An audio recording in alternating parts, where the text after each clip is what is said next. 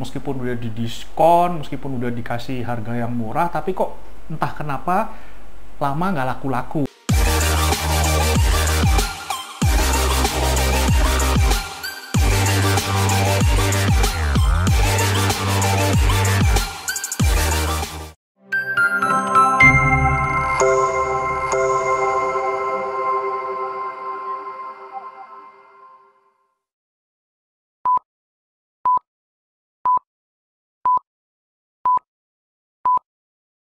Halo teman-teman, kembali lagi ketemu dengan Andi di sini di channel King Kos, si Raja Kos.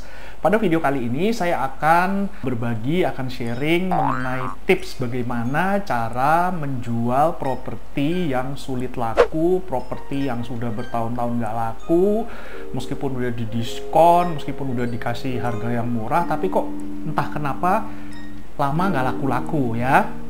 Nah, tapi sebelum mulai, teman-teman jangan lupa subscribe dulu channel ini supaya tetap bisa update, nyalakan lonceng notifikasi sehingga video-video saya berikutnya tidak ketinggalan. Oke, sebelum mulai saya akan bercerita dulu ya bahwa saya ini kan pedagang properti. Jadi saya sudah mengalami dan melakukan tips atau trik berikut ini yang akan saya jelaskan ini beberapa kali, dan rata-rata itu semua berhasil dengan mudah.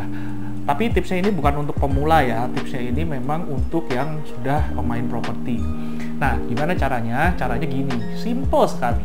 Dulu itu saya pernah satu kasus, saya ceritain, saya punya dagangan ya, rumah tinggal itu sebenarnya lokasinya bagus, strategis, terus di dalam perumahan juga, terus harganya juga nggak mahal-mahal banget. Tapi entah kenapa waktu itu udah 3 tahun lebih itu nggak laku-laku. Nah, rumahnya itu bukan jadi aset, malah jadi liabilitas. Kenapa? Karena tiap tahun saya harus keluar duit buat bayar pajak, PBB, setiap bulan saya harus bayar iuran lingkungan, iuran kebersihan, iuran keamanan ke komplek perumahannya, terus setiap bulan juga saya harus bayar abodemen air, PDAM, sama listrik, terus juga setiap beberapa bulan sekali itu, terutama kalau pas musim hujan itu biasanya rumah kalau nggak pernah dipakai itu kan malah rusak ya, entah bocor, entah apa segala macam, itu saya harus keluar untuk perbaikan.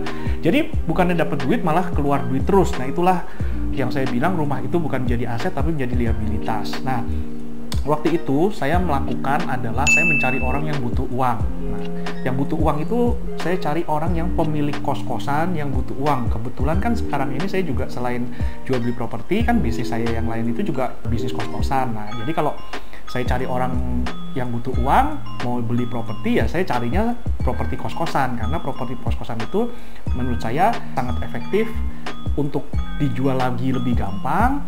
Terus untuk setiap bulannya kita mendapatkan passive income kalau belum laku, dan kenaikan harga propertinya juga cukup bagus ya, terutama kalau di wilayah-wilayah yang memang menjadi saat ini menjadi rising star gitu. Jadi bukan memang daerah yang premium, tapi daerah yang sebenarnya masih harganya murah tapi dia perkembangannya itu sangat cepat sekali. Nah, waktu itu saya mencari orang yang butuh uang, dia mau menjual kosnya itu 32 kamar kalau nggak salah ya, harganya itu 3 miliar. Nah, rumah saya itu harganya nggak nyampe 1 miliar ya, bahkan waktu itu malah saya jualnya itu pernah saya banting harga sampai 700 juta tapi tetap nggak laku-laku gitu. Nah, akhirnya waktu itu saya ketemu sama yang punya kos-kosan itu, kebetulan dia butuh uang. Saya tanya, "Pak, ini saya mau beli kos-kosan Bapak, harganya berapa?" Ya, singkat cerita kita negosiasi, akhirnya deal. Anggaplah kita dealnya itu 3 miliar, oke? Nah, udah deal. Pertama harus deal angka dulu ya, deal harga dulu. Setelah itu kita olah lagi, kita gali informasi dulu ya. Sebelumnya kita gali informasi dulu. "Pak, ini Bapak sebenarnya dijual kenapa? Terus butuh uang kenapa? Butuh uangnya berapa?" gitu. Nah, di sini kuncinya. Kalau dia butuh uang itu, nilainya itu jauh lebih murah daripada harga propertinya, maka itu kesempatan untuk mempunyai kans yang besar untuk melakukan tips ini, melakukan trik ini. Misalnya gini, dia kan tadi dealnya 3 miliar. Pas saat saya gali gitu, ternyata dia membutuhkan uangnya itu cuma 1 miliar, paling mentok 1,5 miliar. Jadi sebenarnya kalau rumahnya atau kos-kosan itu dijual kan sebenarnya masih sisa banyak tuh uangnya. Nah, tinggal kita langsung jalanin aja nih trik ini. Kita bilang sama orangnya, "Pak, ini saya serius untuk beli kos Bapak. Kalau perlu besok mau transaksi juga bisa, untuk bayaran juga besok bisa. Tapi duit saya masih kurang sekarang Pak. Kalau misalnya Bapak ini minta 3 miliar, saya sekarang cuma sedia dana 2 miliar. Nah, 1 miliarnya gimana? 1 miliarnya kita tawarin tuh properti kita yang selama ini susah dijual. Properti kita yang selama ini bertahun-tahun sudah ditawarin, banding harga tetap nggak laku gitu. Kita tawarin justru lebih di atas angka yang biasanya kita mau jual, target kita mau jual. Karena apa? Karena biasanya orang kalau yang udah butuh uang, itu biasanya dia tidak akan mempersoalkan ya, apalagi kalau butuh uangnya ternyata seperti yang tadi saya bilang di bawah harga properti yang dia mau jual, dia tidak akan mempermasalahkan di berapa sih harga rumah ini. Dia tidak terlalu mempermasalahkan apakah harga rumah yang mau ditukar tambahkan itu harganya kemahalan atau di atas pasar, atau dia tidak akan peduli dengan itu. Yang dia pedulikan adalah bagaimana dia mendapatkan uang cepat sebesar 1 atau 1,5 miliar uang yang dibutuhkan itu. Nah itu jadi triksnya, kalau ketemu orang yang seperti ini, itu biasanya 90% itu berhasil, 90% ya. Dan saya sudah berapa kali melakukan ini dan semuanya rata-rata berhasil. Nah terus singkat cerita, waktu itu akhirnya kita transaksi, dan orang itu setuju untuk tukar tambah. Dia mendapatkan rumah saya yang dagangan saya itu, dan saya mendapatkan kos-kosannya dia, dengan saya menambah uang sebesar beberapa miliar itu.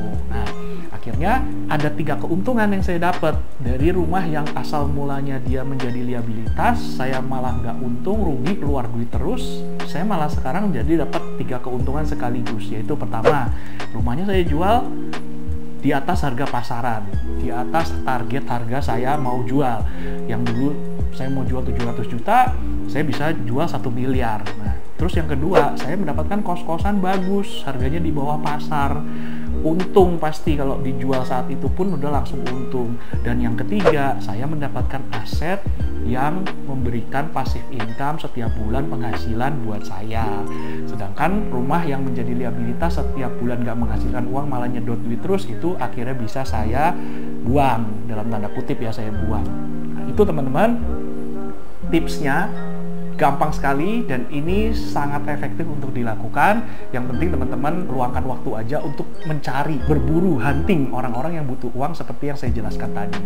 Nah kalau bisa dapat yang properti produktif itu lebih bagus, karena kita akan lebih mudah kalau misalnya misalnya tadi kita 2 miliarnya nggak ada uang cash, kita akan lebih mudah kita menjaminkan propertinya tersebut ke bank, kita mendapat pencairan dana misalnya 2 miliar, kita bisa membayar angsurannya dari penghasilannya kos itu, kan mungkin juga itu terjadi.